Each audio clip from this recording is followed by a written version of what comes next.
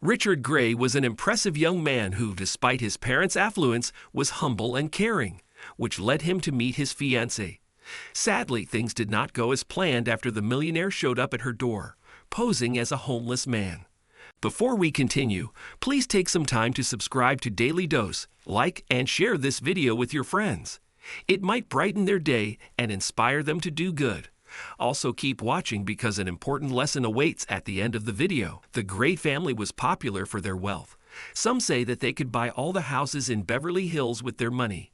Their history dates as far back as the 1700s, and while many have come and gone, they have been able to maintain their aristocracy. Richard was the only son of his parents, Franco and Leah Gray. The couple had waited for several years before having him. As expected, they spent their money and time grooming one of the best gentlemen in history. He was a tall, handsome, black-haired man, refined with impressive manners.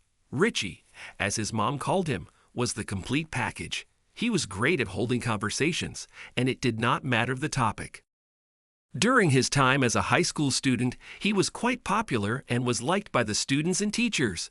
In university, he commanded the same emotions from people. Richard was not only famous for his dashing looks or wits, but also his gentle manliness. He never acted like a spoiled brat. The young man often showed kindness and empathy. He brought joy to many, and the Grays could not be any prouder to show off their perfect son who was going to oversee their estate. But while they felt immense joy at the man they had raised, they were wary about his future. The couple yearned for grandkids. They wanted Richard to find a suitable wife and bear kids. Leah craved for tiny soldiers, as she called them, and could not wait for it to happen. She once challenged her husband, who cautioned her to slow down on harassing their son for an offspring. "I never understand you, Franco. You may die before me, and you are not bothered that you may never see his baby," she queried. "Oh, come off it, honey. I want the best for him and grandkids like you, but let him take his time. Finding love is not as easy these days," Franco replied. "Tough tet. People get married every day, Franco. Every day," screamed the impatient mom. "Getting married and starting a family are two different phases, and our boy has not even entered the first," Leah added. Franco's caution did not change anything for Leah. Whenever she had the chance to see Richie, she never missed talking about her worry of not seeing his kids before dying. After such conversations, the 36-year-old would say, "But Mom, I'm trying to find the right girl. These days, it's too hard to determine who truly loves you." Richard was right. His wealth made it difficult to find the best kind of woman. By his standards, she must be willing to be committed, compassionate, and submissive, not because of his money, but because of the sake of having a successful marriage. The man wanted to maintain a symbiotic relationship, not a parasitic one. While he churned out a list of what his dream woman must have, he was willing to be the best version of himself and did not mind changing for her. However, she needed to be his Cinderella, the woman who would make his heart skip a beat. No one knew when it would happen, not even Richard. However, it happened sooner than he had expected.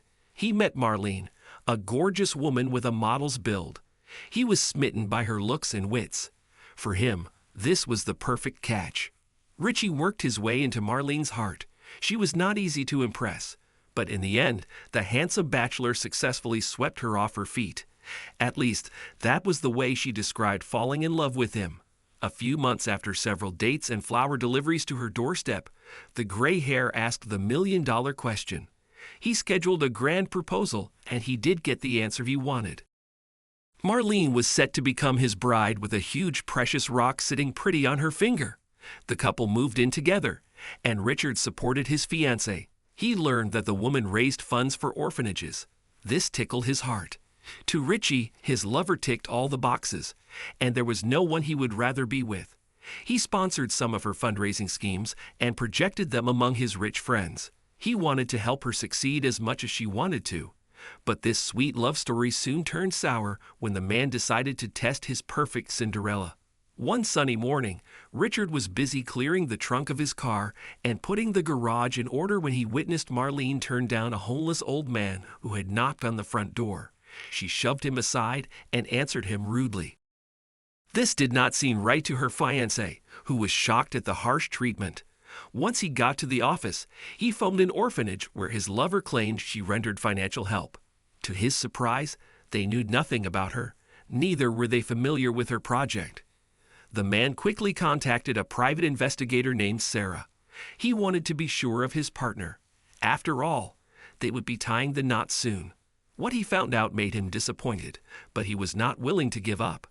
According to the investigator, Marlene was a fake fundraiser who scammed people of their hard-earned money. She never helped any organization and cared only about herself.